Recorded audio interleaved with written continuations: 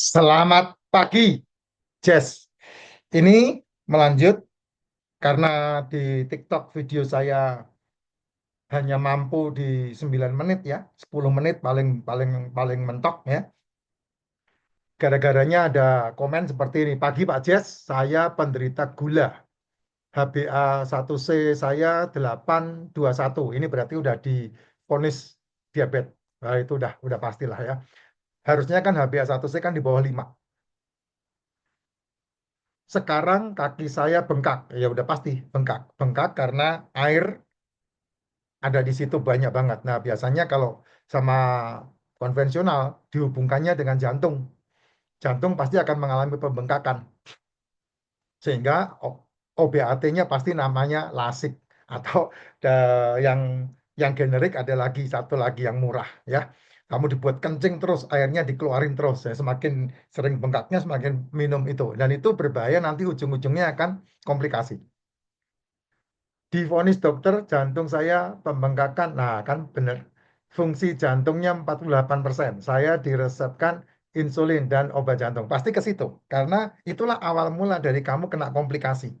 Yang nanti ujungnya pasti akan gagal ginjal dan kemudian cuci darah. Itu lingkaran setan tuh, Jess. Lingkaran setan. Tidak harus seperti itu. Karena apa? Karena ini saya menyebutnya penyakit-penyakit yang namanya metabolik. Kenapa saya berani mengatakan seperti itu, sedangkan saya bukan dokter? Ya karena saya mengalami sendiri dan tubuh saya ini menjadi percobaan saya.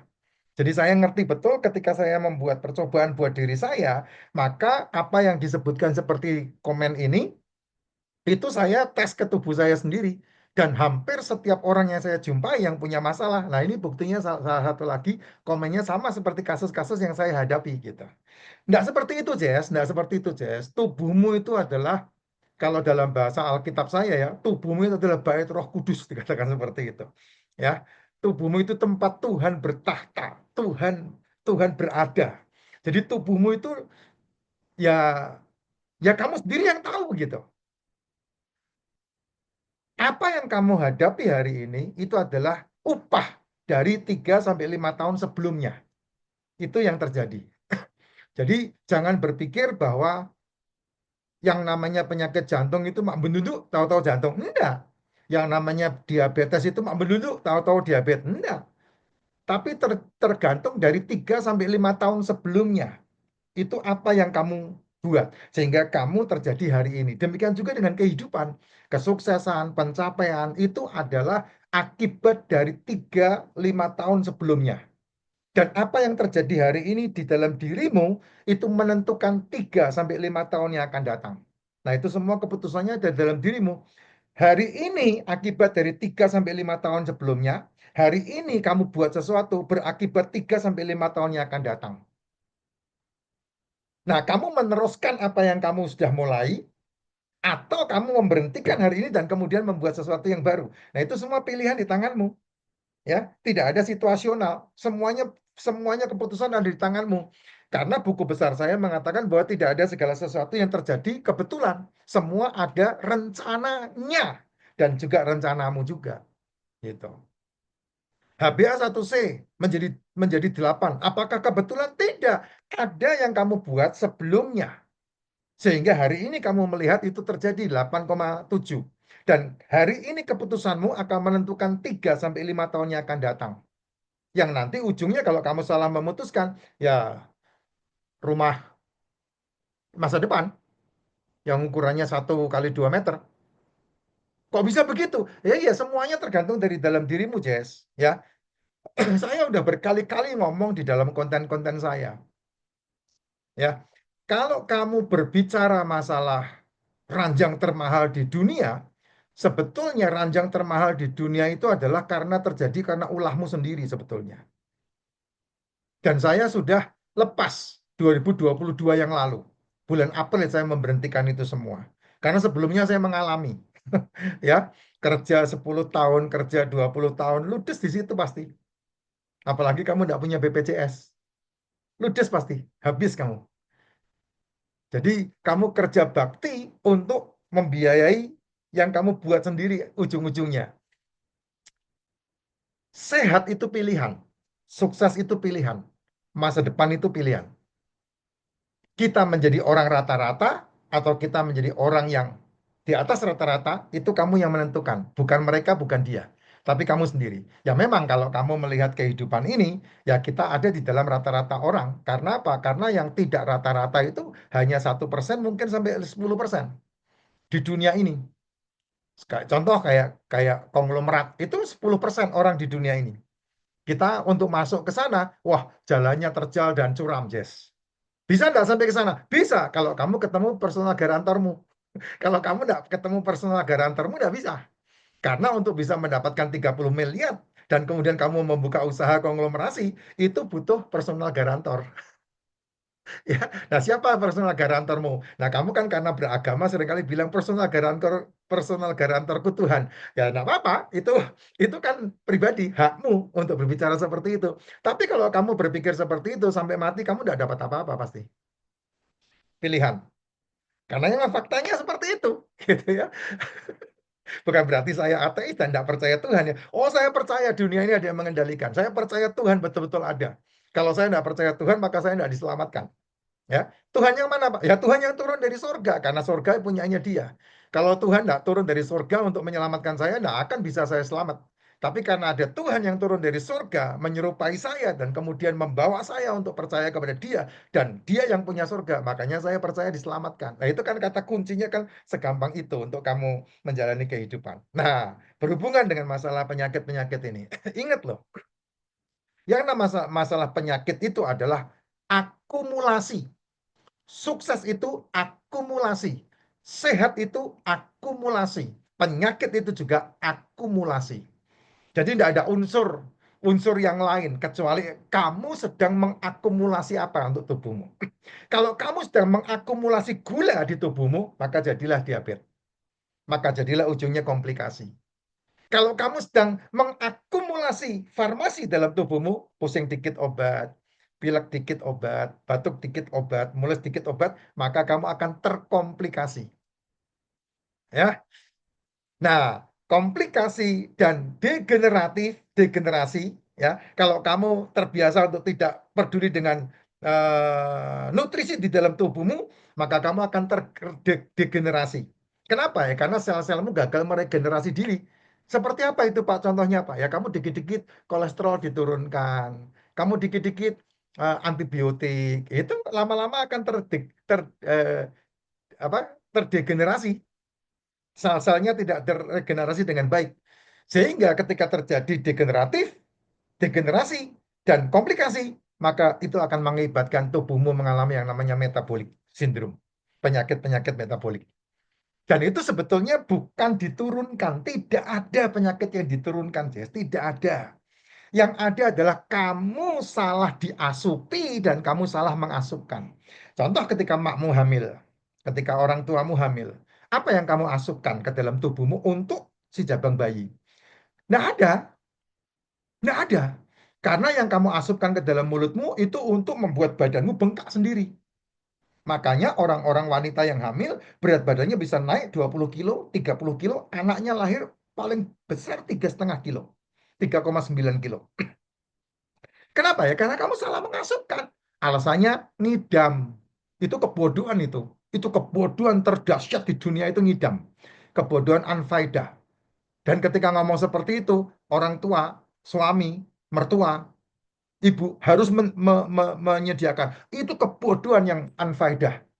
Kebodohan terbodoh di muka bumi itu. Nah, akibatnya gelojoh. Karena apa? Karena itu adalah panggilan manja.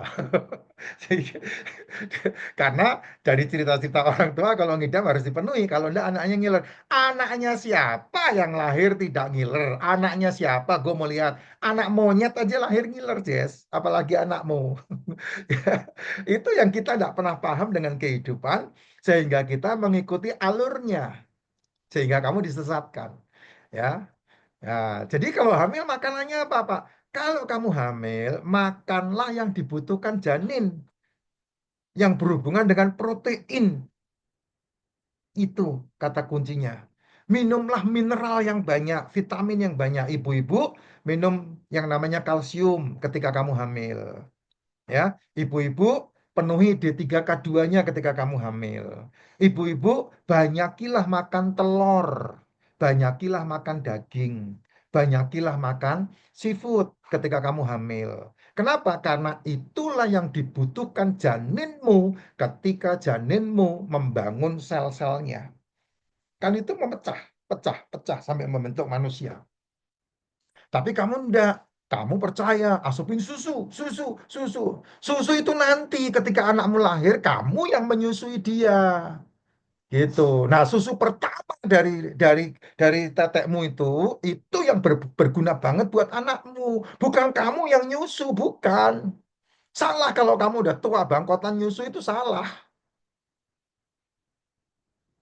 Ini kan jadi salah kaprah. Nanti kalau saya ngomong begini nanti ilmu dari mana itu? Ilmu dari mana itu? Ya ilmu hidup kayak gitu. Usia-usia kamu udah dewasa itu nggak perlu susu. Yang perlu kamu memenuhi seluruh unsur mikronutrisi dan makronutrisi di tubuhmu. Sehingga kalau mak bapakmu semeter kotor, kamu bisa 2 meter. Kamu bisa 1,70 m. Itu yang paling penting. Saya loh sama bapak sama mama saya lebih tinggi dari mereka. Nah, saya melihat itu dari mana? Ya karena mama saya ketika melahirkan saya sampai usia 2-3 tahun saya disusuin. Kok tahu Pak? Lihat cerita dari mama saya. Meskipun saya dibesarkan dalam kemiskinan. Tapi efek disusuin itu dahsyat banget. Gitu, Jess. Apalagi mama saya ini anaknya konglomerat Kota Kudus waktu itu. Yang mempunyai pabrik kacang. Ya kalau dibesarkan dalam kemiskinan itu kan cerita lain lagi. Betul nggak? Nah, gitu, Jess.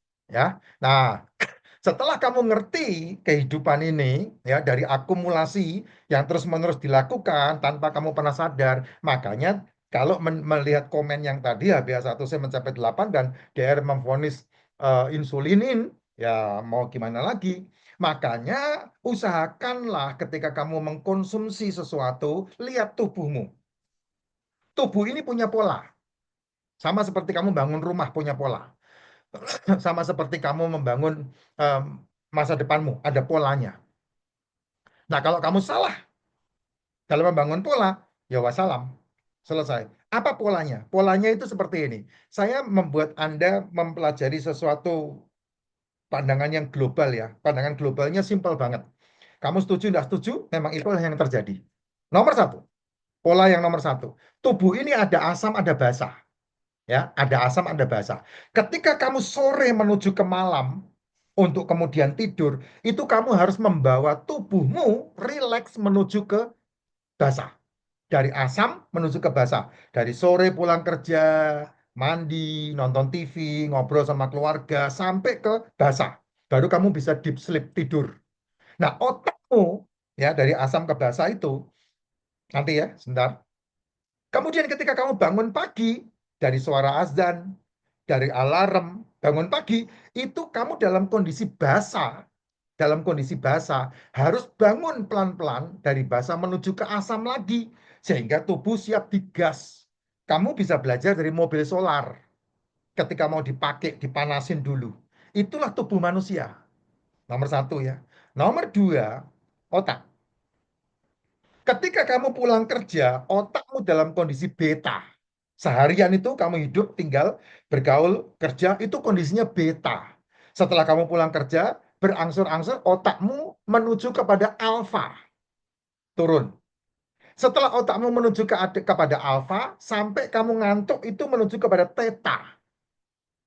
Setelah menuju kepada theta, maka otakmu tidur dalam kondisinya delta. Ini otak kita. Demikian juga dengan kebalikannya ketika kamu bangun. Dari delta ini kamu mengarahkan bangun otakmu naik ke theta. Sehingga kadang orang kalau bangun itu tidak langsung bangun, tapi tahu-tahu aku udah bangun belum ya gitu. Itu dari delta menuju ke theta. Dari theta kamu mengarahkan otakmu dengan bangun, kemudian ambil napas, bergerak badannya, dan kemudian menjadi alfa. Dari alfa, setelah siap untuk berangkat kerja, otakmu sudah kepada beta. Sehingga ketika informasi apapun diterima, kamu bisa mencernanya. Karena otak ini kan ada yang namanya alam sadar sama alam bawah sadar. Alam sadar ketika kamu mendengarkan saya berbicara, itu hanya mampu menampung 2000 bit info per detik. Ketika saya ngomong, kamu dengar. Setelah saya ngomong selesai, kamu lupa. itu hanya 2000 bit info per detik. Tapi di alam bawah sadarmu, kekuatan alfa sama theta tadi, itu bisa menampung bahkan di delta sekalipun, itu bisa menampung sampai 400 miliar bit info per detik. Itu otakmu. Ya, ini saya pelan-pelan nih ngomong nih. Karena nggak mungkin saya ngomong di entok. Entok cuma 9 menit, nggak mungkin panjang. Sehingga saya kupas semua di sini. Nah, ketika kamu sudah masuk ke beta, inilah waktunya siap kerja. Gitu loh. Tapi kan nggak stop di situ yang namanya hidup. Kamu kepengen kerjanya berkah, kamu pengen hidupnya sehat, kamu pengen tubuhmu ini layak bisa dipacu. Mobil aja kamu servis, tapi tubuhmu nggak pernah kamu servis. Mobil aja kamu perhatikan olinya, tapi tubuhmu kamu nggak perhatikan olinya. Mobil aja kamu perhatikan kabel-kabelnya, lampu-lampunya, tapi kamu nggak pernah memperhatikan tubuhmu. Itu problem masalahnya. Nah, tubuh ini punya pola yang konon ceritanya seluruh manusia sama. Karena didesain seperti itu. Ketika manusia pertama kali diciptakan di Taman Eden, yang dimakan mereka adalah buah. Makan seluruh pohon dalam taman ini boleh kamu makan buahnya. Itu perintah pertama manusia ketika dicipta. Tapi ketika manusia berbuat dosa, pohon itu dikutuk. Bus. Sehingga ketika manusia membuat cawat dari daun-daunan, disingkirkan sama Tuhan, diganti sama kulit binatang. Ya, tapi manusia masih tidak percaya itu ada perubahan gen yang terjadi ketika manusia berbuat salah. Muncullah kasus yang namanya Adam dan Hawa. Apa namanya? Habel sama Kain. Lihat, dua-duanya memberikan korban kepada Sang Pencipta. Yang satu korban hasil tanah, yang satu korban lemak domba. Apakah hasil tanahnya Kain ini buruk? Tidak. Buku yang menceritakan tentang kisah penciptaan mengatakan bahwa Kain mempersembahkan hasil terbaik dari tanahnya. Habel mempersembahkan lemak domba. Nah, apa yang membuat persembahan Kain tidak diterima? Kenapa? Karena ada hal yang benar-benar dirubah sama Sang Pencipta untuk tubuh ini memiliki pencernaan yang berbeda. Pertama kali gen dirubah sehingga kamu butuh yang namanya lemak, bukan sayur. Lemak, bukan sayur. Makanya daripada kamu makan sayur, saya sarankan lebih baik makan lemak. Lemak kambing, lemak sapi itu yang dilarang-larang tuh sama sebelah itu. Lemak domba, lemak kambing, lemak sapi, lemak ayam, lemak babi, lemak onta. Pokoknya lemak, lemak dari binatang. Terbaik. Daripada kamu sayur-sayur, soya sayur. Kamu kalau makan sayur bebelin, nggak bisa buang air. Tapi kalau makan lemak, setiap hari bisa buang air. Kata kuncinya di situ. Itu gen pertama kali dirubah. Ya, gen kedua kali dirubah. Kapan? Ketika zaman Nuh dan kemudian air bah surut, banjir besar surut, dan kemudian orang mulai berbuat jahat. Maka disitulah muncul menara yang disebut Babel. Dan kemarahan Tuhan tidak memberikan banjir lagi, tapi api. Dihancurkan, dibombardir sama Tuhan. Dan disitulah gen dirubah. Gen pertama pertama kali zaman Adam, gen kedua dirubah. Yang dirubah apa? Pengenalan, warna kulit, muka, bentuk fisik dirubah semua sehingga muncul Eropa, muncul Asia, muncul Afrika, muncul yaitu bangsa-bangsa itu, pecahannya kayak begitu. Nah, itulah yang terjadi. Tapi makanannya dirubah enggak? Tidak, bro. Tidak. Makanya dari zaman itulah dilihat korban, korban, korban, korban, hewan, hewan, hewan, hewan.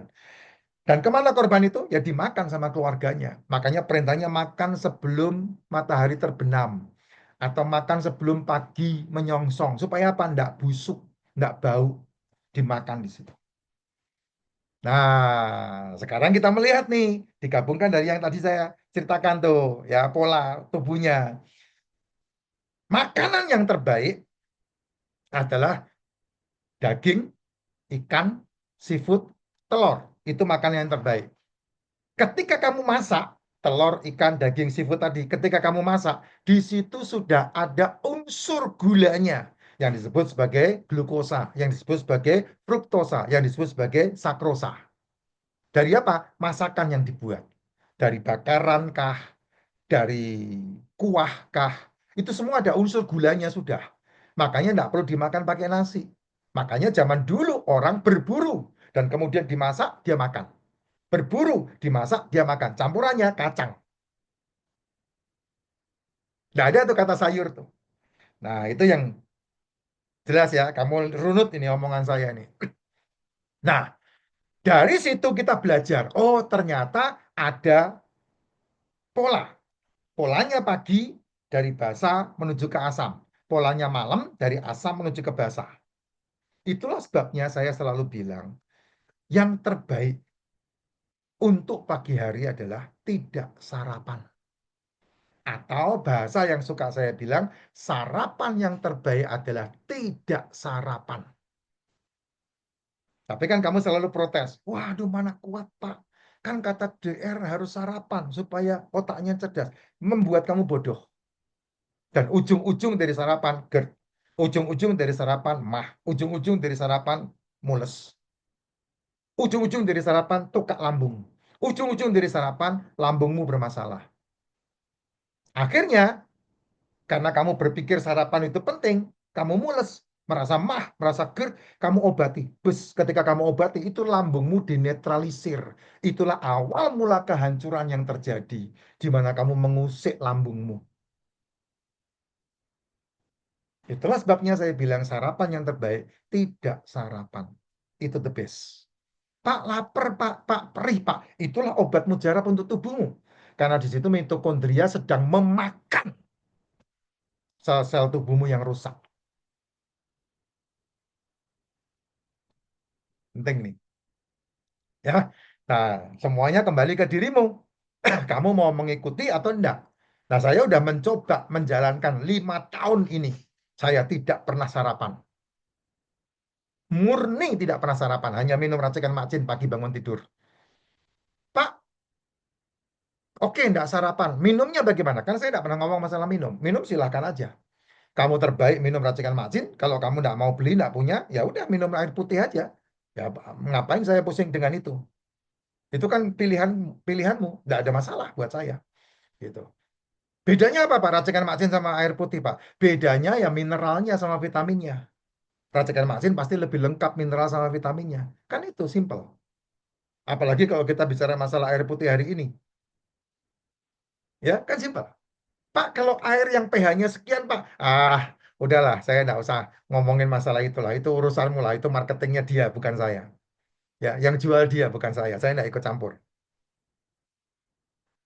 Semua yang masuk ke mulutmu, masuk ke sini, semua pH-nya dinetralkan kepada netral pH tubuh. Nggak ada itu pH 9, pH 7, pH 8. Semua netral ke pH tubuh.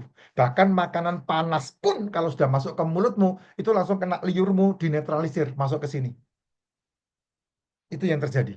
Makanan dingin pun yang bisa merasakan dingin dan panas, asin dan pedas cuma mulutmu. Tapi ketika di sini udah netral semua. Itulah enzim tubuh, pH tubuh. Dahsyatnya luar biasa. Gitu.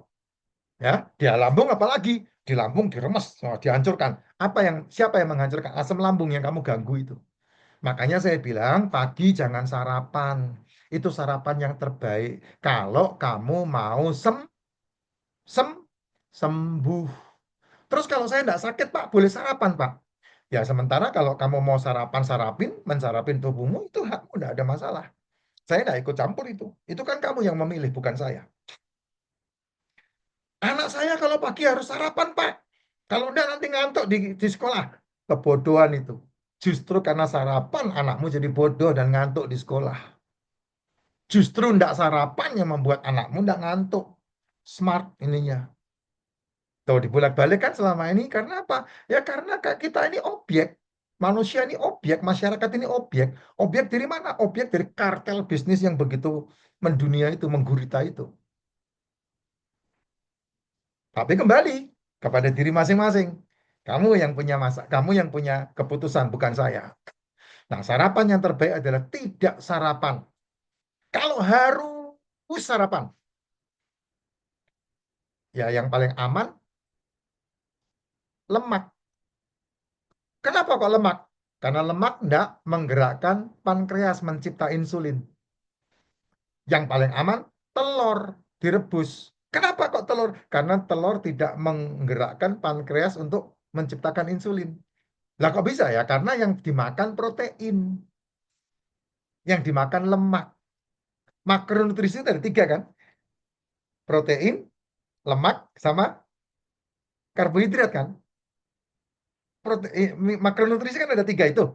Nah, kalau makannya karbohidrat, yang disebut sebagai ganjil perut itu tadi, nah itu yang membuat pankreasmu bekerja habis-habisan. Tapi kalau kamu makannya adalah telur, lemak, daging, pankreasmu diem.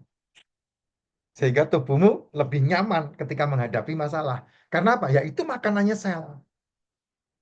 Gitu. Ya, makanan sel yang membuat gitu. Nah, setelah kamu tidak sarapan, Pak, saya akan kerja. Ya kerja seperti biasa. Tidak ada masalah. Nggak kuat, Pak. Siapa bilang? Nggak kuat itu kan karena kamu manja aja. Alasan kamu aja. Alibi aja. Sebetulnya kuat. Badanmu itu sumber makanannya banyak di dalam. Karena ketika kamu tidak mengasupkan makanan ke tubuhmu di pagi hari, sel-selmu aktif. Sel yang sehat akan semakin sehat. Sel yang rusak dimakan sama sel yang sehat. Itu cara menyembuhkan badan dengan sendirinya. Nah, jam 1 sampai jam 7 malam, kamu pilih mau makan jam berapa. Kalau saya antara jam 4 sore atau jam 5 sore atau jam 6 sore. Kalau 3 jam ini enggak keburu, ya saya makan jam 8. Itu saya. Ya, berarti enggak makan satu harian, Pak. Enggak. Nyemil, Pak. Ya lihat nyemilannya. Kalau emping saya makan. Kacang saya makan. Jajanan, Pak. Lihat jajanan yang mana. Dan jam berapa itu. Kalau itu jam 2 saya makan. Lemper saya makan. Kalau itu jam 1 saya makan. Nastar saya makan. Kue kacang saya makan. Getuk saya makan jam 1. Tapi makan saya antara jam 4 atau jam 5 atau jam 6 atau jam 7. Yang saya makan apa? Telur atau ikan atau daging atau seafood. Kadang saya hanya makan 2 ekor kepiting yang bertelur saya makan. Kadang saya makan 1 potong ikan. Kadang saya makan ayam 1 ekor. Bagi berdua sih sama Bu Su. Ya, saya paling seneng ayamnya Suharti yang ada di situ tuh. Ya, atau tongseng, atau kaki sapi, atau sate kambing. Tidak pakai nasi. Nah, itu cara saya makan. Pak, tiap hari itu? Iya. Malam hari, stop meal. Tidak ada makan di malam hari. Ini tubuh saya jadinya kayak begini. Dan sehat luar biasa. Sehat luar biasa. Nah, itu pola, Jess. Itu pola. Nah, kalau kamu tidak punya masalah degeneratif, kamu tidak punya masalah komplikasi, saya makan seperti yang barusan saya ngomong itu kan setelah setelah setelah 5 tahun saya menyembuhkan diri saya, sehingga saya sekarang berani makan seperti itu. Sebelumnya tidak. Sebelumnya saya tidak makan cemilan apapun. Baru-baru sekarang bisnis saya berjalan, suka meeting sama orang, ketemu meeting sama orang, baru saya makan, minum kopi, susu gula aren di meeting jam 1. Kadang cemilannya singkong goreng, kadang cemilannya pisang goreng. Tapi bisa ditakar, itu bisa ditakar. Nggak langsung, wah ini kebetulan. Nggak, kamu sendiri yang menentukan, Jess. Kamu sendiri yang menentukan, bukan saya. Kamu yang menentukan, karena yang tahu badanmu kan kamu sendiri, bukan saya. Dokter aja lo nggak tahu badanmu, dia hanya bisa mendiagnosa dari apa yang kamu ngomong. Kalau saya kan nggak mau mendengarkan kamu ngomong.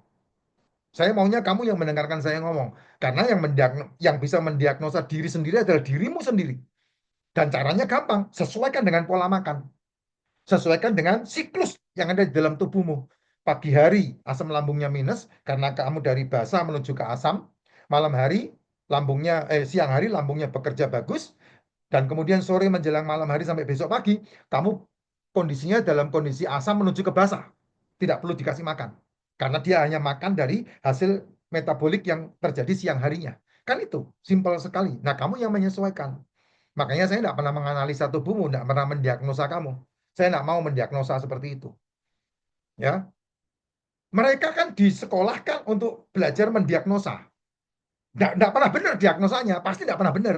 Karena saya mengalami, pertama kali saya punya masalah datang ke, ke A, didiagnosa A, nggak terjadi apa-apa. Pindah ke B, didiagnosa B, nggak terjadi apa-apa. Di C, baru setelah yang ke C, dia mendiagnosa dari hasil diagnosanya A, mendiagnosa dari hasil mendiagnosanya B, lalu dia coba mendiagnosa lagi dengan saran yang ke C. Itu kan. Padahal sebetulnya simpel banget. Kamu tinggal melihat ke diri bahwa dirimu punya siklus. Kamu ngikutin siklusnya. Dan siklus itu yang akan menyembuhkan dirinya sendiri. Sesimpel itu.